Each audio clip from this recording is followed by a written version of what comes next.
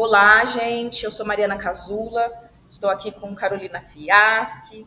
O intuito desse vídeo é dar instruções para a utilização da Biblioteca Lélia Abramo aqui na Cerâmica São Luís, em Ribeirão Preto.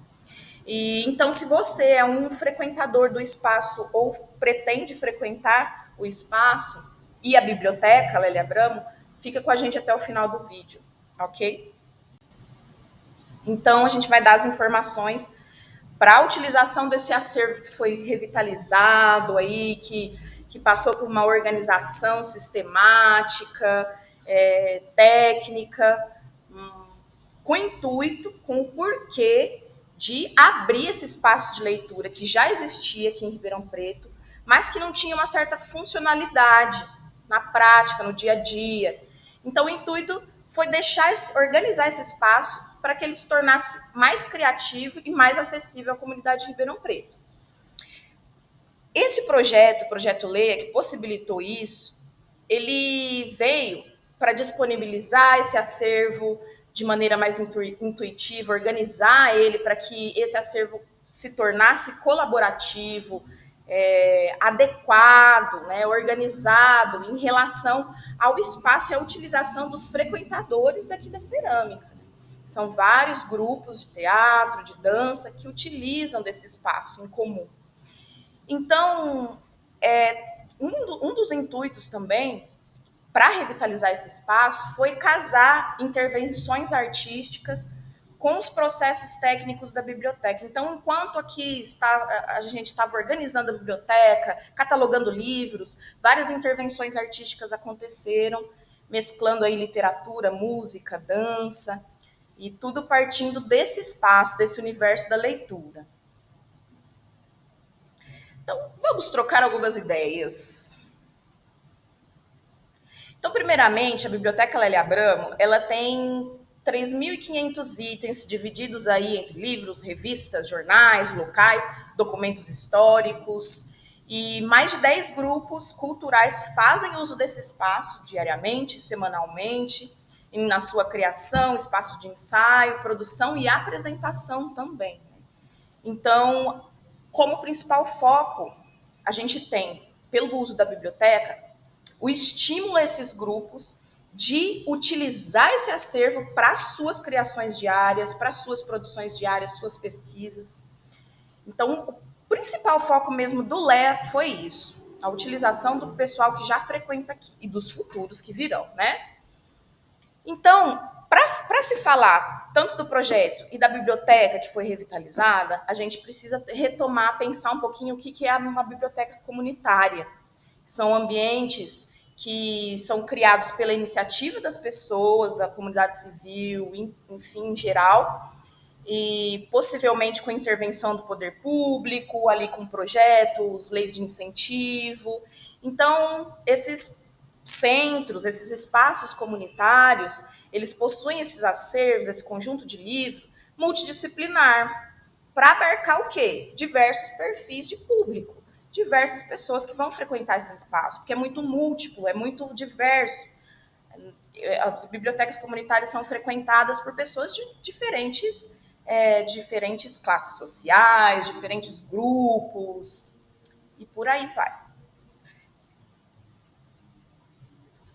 Então, pensando na nossa biblioteca, a Biblioteca Lélia Abramo, a ideia é que ele não seja um espaço enrijecido, destinado apenas ao empréstimo de livros, à sala de estudos. Muito pelo contrário. A ideia é que, a partir do acervo, a gente possa, de alguma forma, provocar aí manifestações culturais, que seja ponto de encontro de pessoas, de ideias, de produções artísticas, no sentido de ir além do que uma biblioteca convencional pode mostrar para a gente, né? Ir além disso. Então, agora eu vou falar um pouco como que nós fizemos essa organização do acervo, né? Então, primeiro a gente contratou um bibliotecário, né, para fazer a higienização, a limpeza dos livros, a classificação e catalogação. Então, a gente organizou os livros segundo os códigos de classificação, né, primeiramente, e depois organizamos de forma intuitiva, utilizando cores. Então, essa organização dá autonomia para que vocês possam encontrar o livro com mais facilidade, além de ter adquirido novos títulos para a biblioteca. Então, agora eu vou mostrar para vocês na prática como que a gente encontra esses livros na estante. Carol, lembrando também que, assim, a biblioteca, antes dela se tornar um espaço vivo, ela precisa de todo um processo técnico de organização, de catalogação, que é função de um bibliotecário, que tem ali o conhecimento para isso, né? Então, agora a gente vai falar também um pouquinho o que dá para o usuário reconhecer desse processo técnico, se encontrar na estante, encontrar um livro, fazer uma busca, fazer uma devolução, né? Então vamos lá. Aqui a biblioteca, ela possui algumas áreas, né, de conhecimento, de literatura brasileira, literatura estrangeira, tem um pouco de ciências, artes em geral, patrimônio cultural, tem muitos livros sobre patrimônio, muito rico essa parte do conhecimento, ciências sociais, literatura infantil, infanto-juvenil e generalidades, que aí estão dentro das generalidades, filosofia e religião. Então, a gente separou, esses são os assuntos principais que tem na biblioteca, e cada assunto terá uma cor. Daí, essas placas vão estar coladas nas estantes. Então, você vai ter lá a estante de literatura brasileira. Vai ter a plaquinha azul indicando que todos os livros que vai ter uma bolinha azul, ela de literatura brasileira. E assim por diante. Literatura estrangeira, patrimônio cultural, geografia e história, outra cor. Então, vocês vão conseguir se encontrar na estante com mais facilidade através das cores.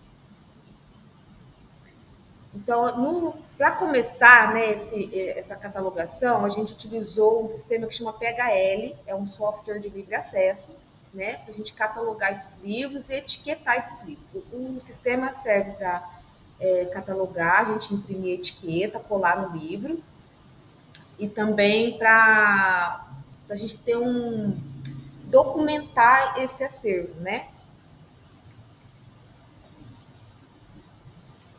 Então, a catalogação ela foi feita pela bibliotecária Suzana, tá? Dentro do sistema PHL. Aí eu trouxe para vocês essa ficha catalográfica.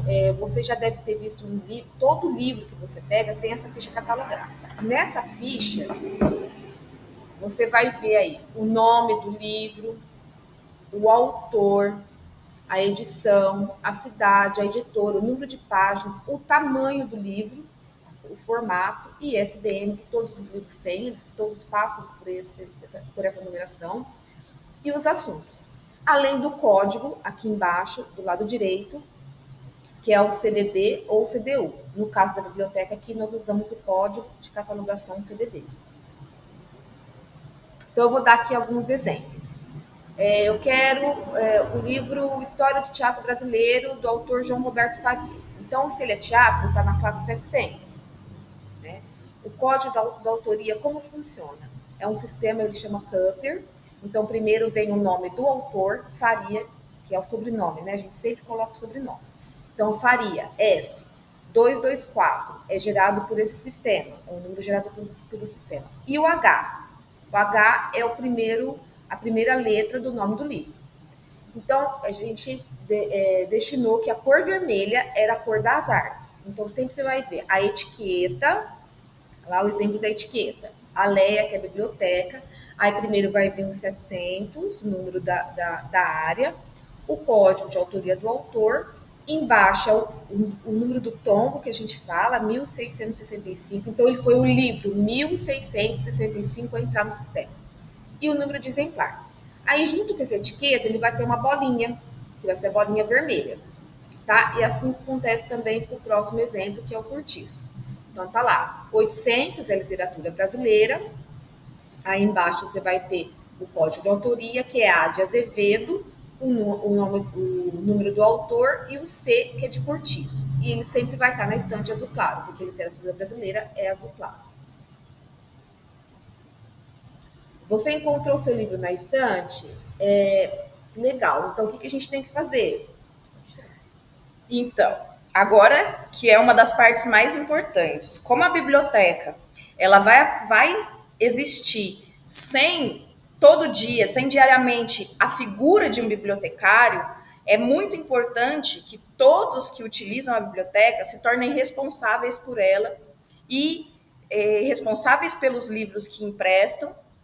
E para isso, vai ter na biblioteca, tem na biblioteca um diário da biblioteca, das atividades, tudo que acontece na biblioteca. Se você retirou um livro, se você devolveu um livro, se doou livro, tudo deve ser registrado ali nesse diário para que haja um controle, um histórico, um diário mesmo Se dessa chegou biblioteca. livro para doação, nós vamos falar sobre isso, né? Se alguém veio doar o livro, também tem que ser anotado nesse caderno, nesse diário.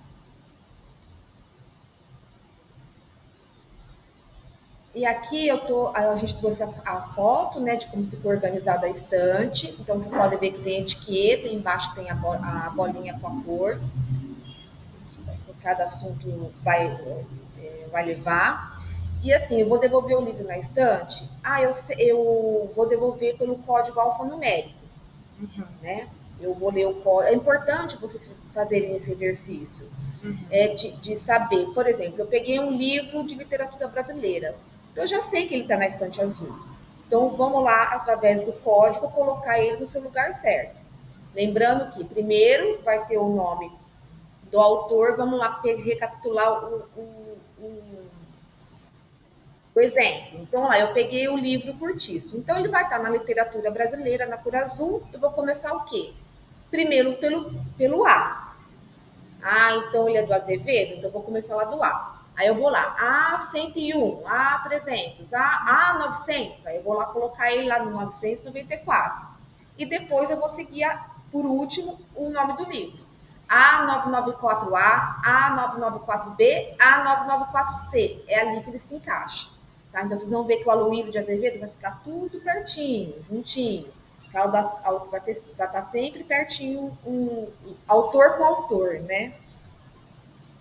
Seja muito complicado, esteja difícil de se encontrar ali na estante, deixe o livro, né, na posição horizontal, de repente, no final da estante.